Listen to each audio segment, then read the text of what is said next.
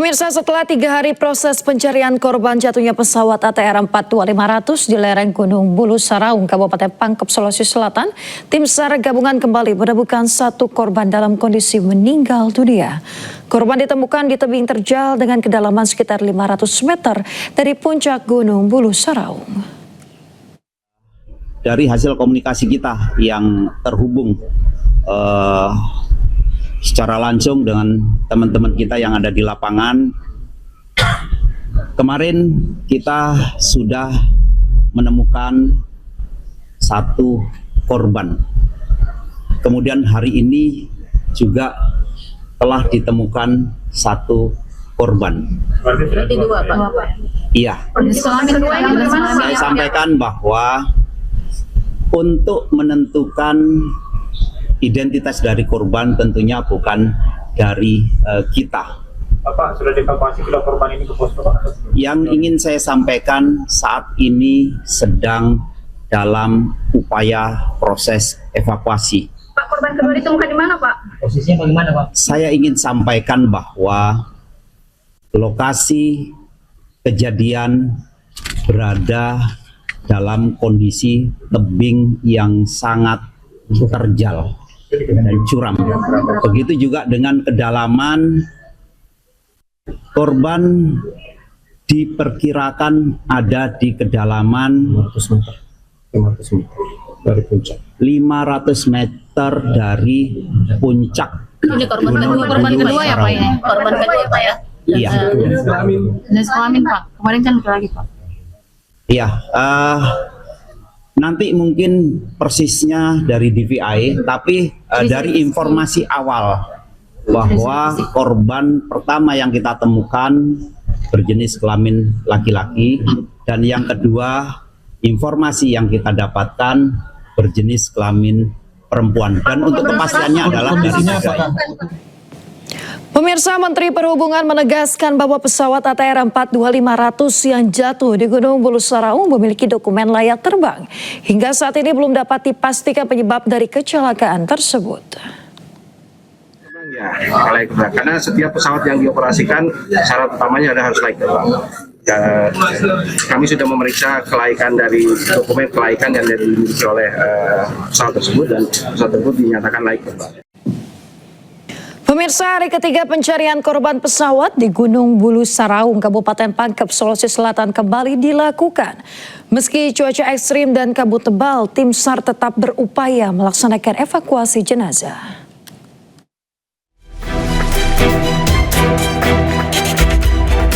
Pada pencarian hari ketiga, tim SAR gabungan kembali diterjunkan untuk melakukan pencarian dan evakuasi jenazah korban pesawat yang masih berada di lereng puncak Bulu Saraung.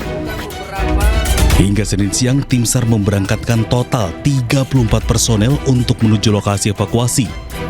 Tim ini ditugaskan untuk menjangkau lokasi terjauh dan paling sulit. Evakuasi dilakukan melalui jalur darat setelah opsi evakuasi menggunakan helikopter tidak memungkinkan akibat kondisi cuaca. Tim SAR menemukan jenazah korban berada di kedalaman 200 meter dari tebing puncak Bulu Saraung bagian utara.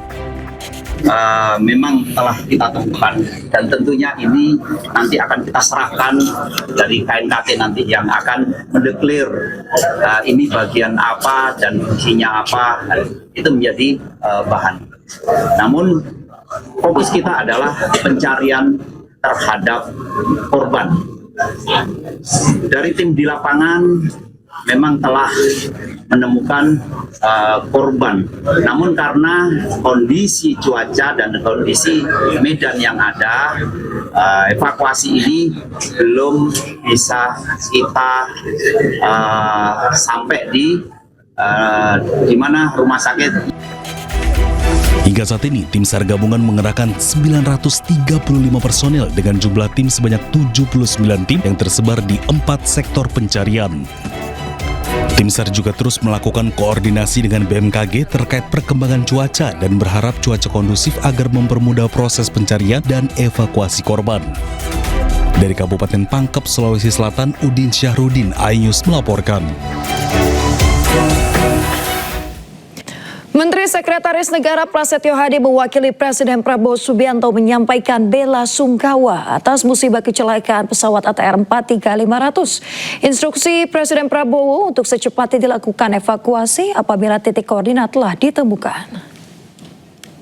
Hari Sabtu Bapak Presiden sedang memimpin ratas dan mendapatkan laporan. Pertama-tama tentunya kita menyampaikan rasa keprihatinan, duka cita yang mendalam karena sekali lagi terjadi sebuah musibah, dan pada saat itu beliau langsung memerintahkan kepada seluruh jajaran terkait untuk sesegera mungkin melakukan pencarian, dan bila mana telah ditemukan titik koordinat di mana pesawat tersebut mengalami musibah untuk secepatnya dilakukan evakuasi, dan alhamdulillah seluruh jajaran kita monitor bergerak dengan cepat. Pemirsa, banjir yang melanda Pekalongan, Jawa Tengah tak kunjung surut. Polisi mengevakuasi warga, terutama bayi dan lansia, yang ke tempat yang lebih aman.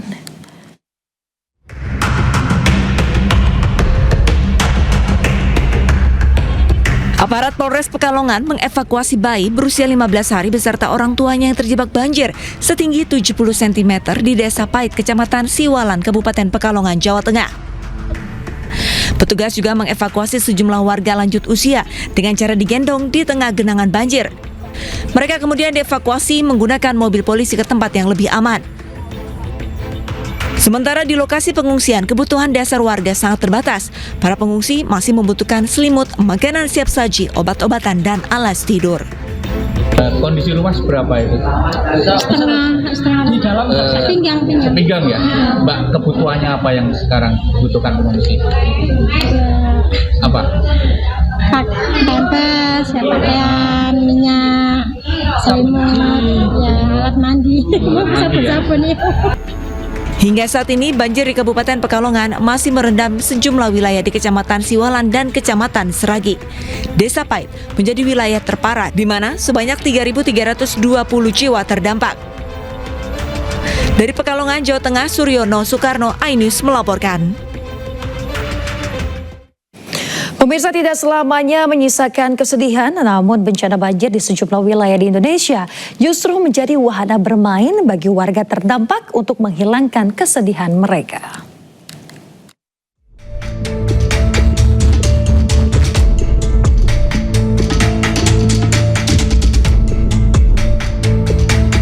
Akibat cuaca ekstrim di sejumlah wilayah di Indonesia, banjir melanda permukiman warga hingga jalanan yang membuat aktivitas warga terganggu. Namun tidak selamanya bencana banjir menyisakan kesedihan bagi warga. Di Jakarta, alih-alih pusing memikirkan rumah mereka yang terendam air, para remaja hingga orang dewasa di kawasan Jakarta Pusat ini malah asik bermain di genangan air. Tidak hanya di Jakarta, sejumlah emak-emak di Pekalongan, Jawa Tengah juga asik berenang di depan rumah mereka saat banjir tinggi. Terlihat dalam video, para emak-emak ini berlomba berenang dengan bahagia meski rumah mereka terendam banjir.